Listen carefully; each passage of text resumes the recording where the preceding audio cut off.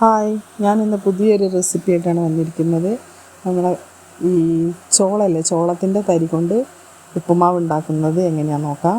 അപ്പോൾ ഞാൻ അതിനാവശ്യമായിട്ട് എടുത്തിരിക്കുന്നത് ഒരു കഷ്ണം ഇഞ്ചി, രണ്ട് പച്ചമുളക്, വലിയ ഉള്ളി, അതേമാതിരി കുറച്ച് കറിവേപ്പില, കുറച്ച് തേങ്ങയൊക്കെ ആവശ്യമുണ്ടെങ്കിൽ ഇട്ടാൽ മതി. അപ്പോൾ ഞാൻ ചെറിയ കുട്ടികളൊക്കെ കഴിക്കാനുള്ളത് കൊണ്ടാണ്, മക്കളൊക്കെ കഴിക്കുന്നതുകൊണ്ടാണ് തേങ്ങയൊക്കെ എടുക്കുന്നത്.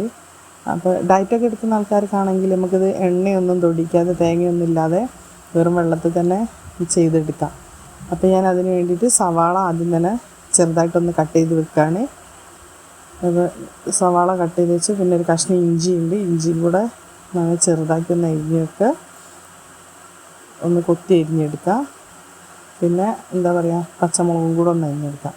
ഇതൊക്കെ നമുക്ക് പണ്ട് കാലത്ത് ഈ അംഗനവാടിയിൽ നിന്നൊക്കെ കിട്ടലുണ്ടായിരുന്നു. ഇതിൻ്റെ നൈസായിട്ടുള്ള പൊടിയൊക്കെ ഉപ്പുമാവായിട്ടും തൈര് കാച്ചിയിട്ടൊക്കെ കിട്ടലുണ്ടായിരുന്നു. ഞാനൊക്കെ പഠിക്കുന്ന സമയത്ത് കിട്ടിയിട്ടുണ്ട്.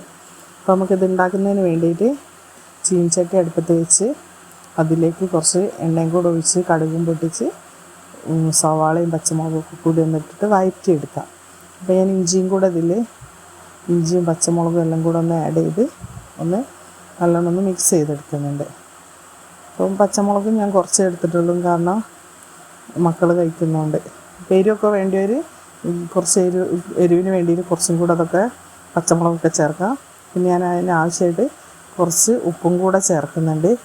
അപ്പം വെള്ളം ഞാൻ ആദ്യം തന്നെ കെറ്റിൽ തിളപ്പിച്ച് വെച്ചിട്ടുണ്ട്, പെട്ടെന്നാക്കാൻ വേണ്ടിയിട്ട്. അങ്ങനെ വെള്ളം തിളപ്പിച്ച് വറവിട്ടതിലേക്ക് ഒഴിച്ചിട്ട് തിളച്ച് വരുമ്പോൾ അതിലേക്ക് ഞാൻ തരിയും കൂടെ ചേർത്ത് കൊടുക്കുകയാണ്. അപ്പോൾ തരിയും കൂടെ ചേർത്തിട്ട് നന്നായിട്ടൊന്ന് മിക്സ് ചെയ്തെടുക്കാം. അപ്പോൾ നന്നായിട്ട് ഇളക്കി മിക്സ് ചെയ്തെടുക്കുക.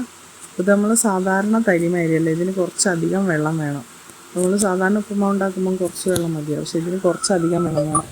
നല്ലവിട് കുറച്ച് തിളച്ച വെള്ളം അങ്ങനെ ചേർത്ത് കൊടുക്കുകയാണ് ചെയ്തത്. എന്നിട്ട് നല്ലോണം അമർത്തിച്ച് മൂടി വെക്കാം. റെഡി ആയതിന് ശേഷം ഞാനിത് കാത്തുവിനാണ് ആദ്യം തന്നെ കുടിക്കുന്നത്. അപ്പോൾ ഞാനൊരു പപ്പടവും ഉപ്പുമാവും കൂടി എടുത്തു. അപ്പോൾ ആൾക്ക് പപ്പടം വേണ്ടാന്ന് പറഞ്ഞ് ഉപ്പുമാവ് കഴിക്കുകയാണ്. ഉപ്പുമാവ് നല്ല ഇഷ്ടമായിട്ടുണ്ട്, നോക്കാനൊക്കെ പറയുന്നുണ്ട്. ആളെല്ലാം കഴിക്കുകയും ചെയ്തിട്ടുണ്ട് കേട്ടോ.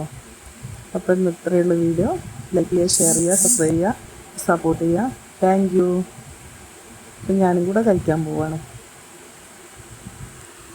വരും എന്തെങ്കിലുമൊക്കെ ഉണ്ടോ.